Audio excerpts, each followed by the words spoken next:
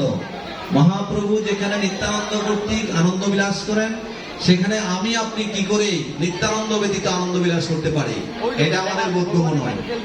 সুতরাং তার নিত্য আনন্দ এবং নিত্য পার্শ্বদ দ্বারা তিনি পরিবৃত থেকে 15 দিন তিনি ছিলেন অসুস্থ লীলায় অথবা ওনার বিভিন্ন সিঙ্গল লীলায়। আজকে আমরা জগন্নাথকে নবরূপে দেখছি।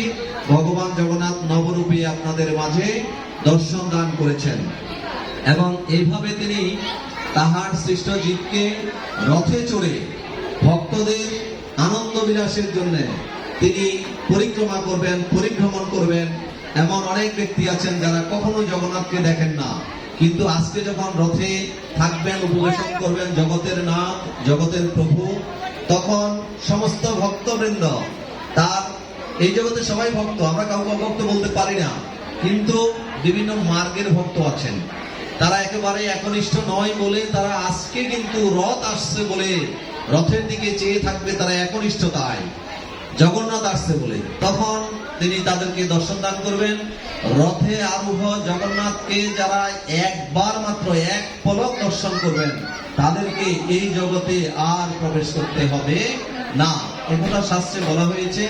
আমরা বিভিন্ন শাস্ত্রে দেখতে পাই, চৈতন্য চরিতামৃতে, চৈতন্য মঙ্গল গ্রন্থে আমরা একটা উপাখ্যানে দেখতে পাই যে জগন্নাথ যেই গৌ সেই কৃষ্ণ সেই জগন্নাথ, নীলাচলে মহাপ্রভু জয় জগন্নাথ।